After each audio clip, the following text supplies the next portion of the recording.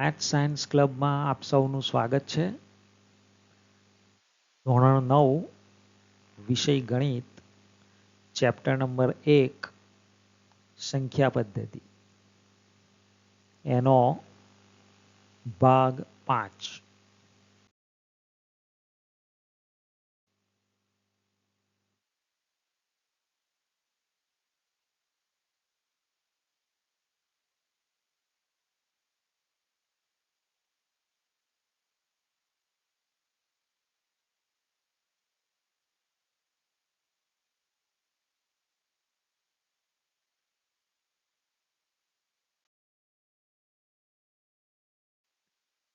વિદ્યાર્થી મિત્રો, પ્રસ્તુત વિડીયોમાં આપણે છેદનું સમયીકરણ કરવાનો જે ટોપિક છે, જે પરીક્ષાની દ્રષ્ટિએ ખૂબ જ અગત્યનો છે. દરેક પેપરમાં એક પ્રશ્ન લગભગ હોય છે. તો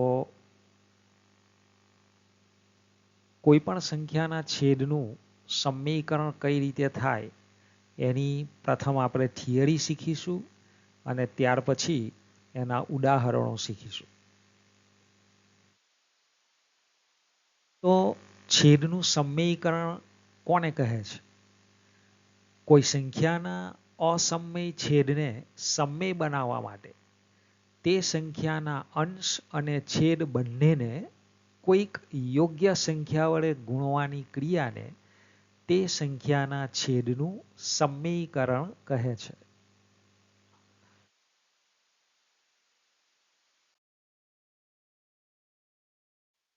હવે વિદ્યાર્થી મિત્રો, છેદનું સમયીકરણ કરવા માટેનું હકીકતમાં કોઈ સૂત્ર હોતું નથી, પરંતુ આપણે પ્રસ્થાપિત કરેલું એક સૂત્ર છે, એક પદ્ધતિ છે. જો આપણે એ પદ્ધતિને એ સૂત્રને અનુસરીએ તો ખૂબ જ સરળતાથી કોઈ પણ પ્રકારનો અસમય છેદ હોય એનું આપણે સમયીકરણ કરી શકીએ છીએ. તો ધ્યાનથી સૂત્રને આપણે શીખીશું. તો ધારો કે આપણને આવી કોઈક એક સંખ્યા આપેલી છે, 1/વર્ગમૂળ a. આ a તરીકે કોઈ પણ સંખ્યા હોઈ શકે છે. તો આ છેદમાં જે વર્ગમૂળ a છે એ અસમય છે અને આપણે આ છેદને સમય બનાવવો છે. તો એના માટેની પદ્ધતિ શું છે? તો કે આ છેદ જે હોય, વર્ગમૂળમાં જે સંખ્યા છે એ જ બેઠા છેદ વડે, તેના તે જ છેદ વડે આપણે આ ગુણોત્તરને ગુણવાના છે અને ભાગવાના પણ છે. એટલે કે વર્ગમૂળ a વડે ગુણતા અને વર્ગમૂળ a વડે ભાગતા. તો અંશનો અંશની સાથે ગુણાકાર કરીશું તો 1 ગુણ્યા વર્ગમૂળ a એટલે વર્ગમૂળ a થશે. અને છેદનો છેદની સાથે ગુણાકાર કરતા વર્ગમૂળ a ગુણ્યા વર્ગમૂળ a એટલે આપણને વર્ગમૂળ a નો વર્ગ મળશે.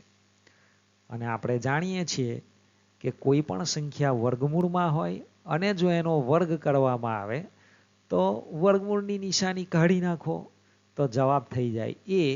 એટલે આપણો ગુણોત્તર થશે વર્ગમૂળ a છેદમાં a.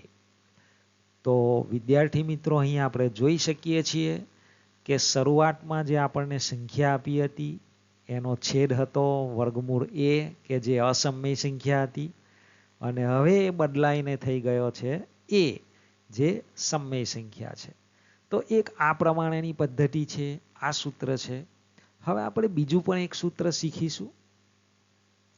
ધારો કે આ સ્વરૂપમાં આપણને કોઈક ગુણોત્તર આપ્યો હોય, 1/વર્ગમૂળ a વત્તા વર્ગમૂળ b. તો વિદ્યાર્થી મિત્રો, અહીં છેદ અસમય છે, વર્ગમૂળ a અને વર્ગમૂળ b આ બંને અસમય સંખ્યાઓ છે. તો જો આ સ્વરૂપમાં કોઈ ગુણોત્તર આપ્યો હોય અને તેના છેદને આપણે સમય બનાવવો હોય તો બહુ જ સહેલી રીત છે વિદ્યાર્થી મિત્રો, કે આ છેદમાં જે સંખ્યા છે એ સંખ્યા તે જ રાખવાની છે, પરંતુ બેની વચ્ચે જે આ નિશાની છે એ નિશાનીને બદલી નાખવાની છે. તો અહીં વર્ગમૂળ a વર્ગમૂળ b એ બેના વચ્ચે વત્તા છે, તો આપણે વર્ગમૂળ a ઓછા વર્ગમૂળ b એના વડે આ ગુણોત્તરને ગુણીશું અને એના જ વડે આ ગુણોત્તરને ભાગીશું.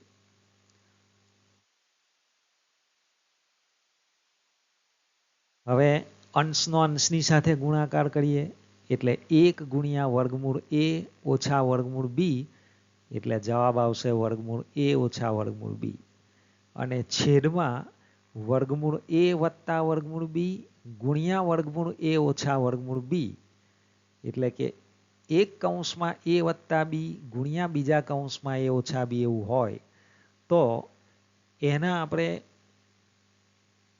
અવયવ લખીએ છીએ a વર્ગ ઓછા b વર્ગ. તો તે જ પ્રમાણે અહીં થશે વર્ગમૂળ a વર્ગ ઓછા વર્ગમૂળ b વર્ગ.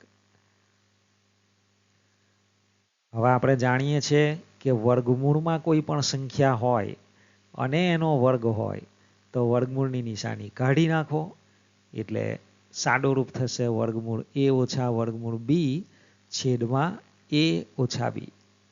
તો વિદ્યાર્થી મિત્રો અહીં આપણે જોઈ શકીએ છીએ કે શરૂઆતમાં જે આપણા ગુણોત્તરનો છેદ અસમય હતો વર્ગમૂળ a વત્તા વર્ગમૂળ b એ હવે બદલાઈને સમય થઈ ગયો છે a ઓછા b.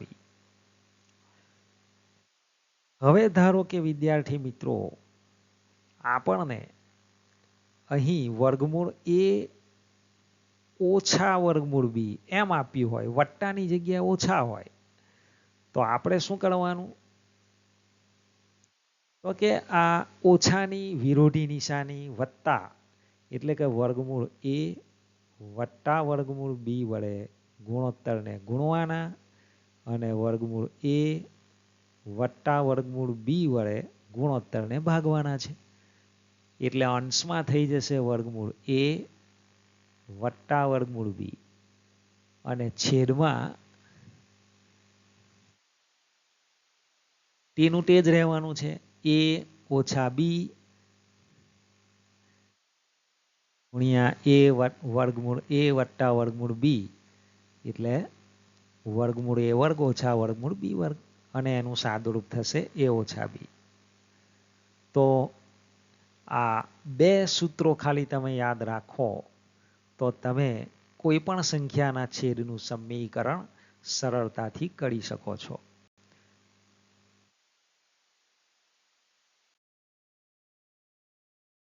હવે આપણે કેટલાક ઉદાહરણો જોઈશું. તો પહેલું ઉદાહરણ આપણને આપ્યું છે 1 છેદમાં વર્ગમૂળ 60ના છેદનું સમીકરણ કરો. તો વિદ્યાર્થી મિત્રો હમણાં જ આપણે શીખ્યા કે છેદમાં ફક્ત એક જ સંખ્યા હોય તો તેના જ વડે આપેલ ગુણોત્તરને ગુણવાના અને આપેલ ગુણોત્તરને ભાગવાના છે. એટલે કે આપણો ગુણોત્તર 1 છેદમાં વર્ગમૂળ 7 છે તો તેને આપણે વર્ગમૂળ 7 વડે ગુણીશું અને વર્ગમૂળ 7 વડે ભાગીશું. હવે 1 ગુણ્યા વર્ગમૂળ 7 એટલે વર્ગમૂળ 7 અને વર્ગમૂળ 7 ગુણ્યા વર્ગમૂળ 7 એટલે છેદમાં થશે વર્ગમૂળ 7નો વર્ગ અને વર્ગમૂળ 7નો વર્ગ એટલે 7 એટલે આપણો જવાબ આવે છે વર્ગમૂળ 7ના છેદમાં 7.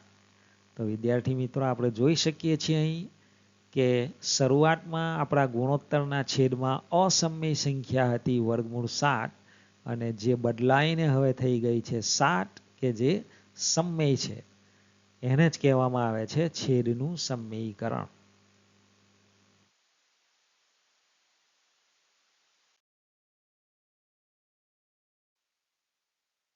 બીજું એક ઉદાહરણ આપણે શીખીશું 1 છેદમાં વર્ગમૂળ 7 ઓછા વર્ગમૂળ 6 ના છેદનું સમીકરણ કરો.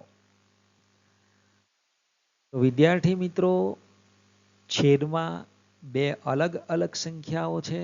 એક છે વર્ગમૂળ 7 બીજી છે વર્ગમૂળ 6 અને બેની વચ્ચે ઓછાની નિશાની છે. તો આવા સંજોગોમાં આપણે આ જે ગુણોત્તર આપણને આપ્યો છે તેને વર્ગમૂળ 7 વત્તા વર્ગમૂળ 6 વડે ગુણીશું અને તેના વડે ભાગીશું. હવે અંશનો અંશની સાથે ગુણાકાર એટલે વર્ગમૂળ 7 વત્તા વર્ગમૂળ 6 અને છેદનો છેદની સાથે ગુણાકાર તો a ઓછા b ગુણ્યા a વત્તા b એટલે a વર્ગ ઓછા b વર્ગ એ સૂત્રના રીતે વર્ગમૂળ 7 વર્ગ ઓછા વર્ગમૂળ 6 વર્ગ એવું સાદુરૂપ આપણને મળશે. અને હવે છેદમાં સાદુરૂપ થશે વર્ગમૂળ 7નો વર્ગ એટલે 7 ઓછા વર્ગમૂળ 6નો વર્ગ એટલે 6 અને 7 ઓછા 6 બરાબર થશે 1. તો વિદ્યાર્થી મિત્રો અહીં આપણે જોઈ શકીએ છીએ કે શરૂઆતમાં આપણા ગુણોત્તરના છેદમાં અસમય સંખ્યા હતી વર્ગમૂળ 7 ઓછા વર્ગમૂળ 6 જેનું સમયકરણ થઈ જતા હવે છેદમાં સમય સંખ્યા થઈ ગઈ છે 1. વિદ્યાર્થી મિત્રો આ પ્રમાણે કોઈ પણ ગુણોત્તરમાં જો તેના છેદમાં અસમય સંખ્યા હોય તો તેના છેદનું સમયકરણ કરી શકાય છે.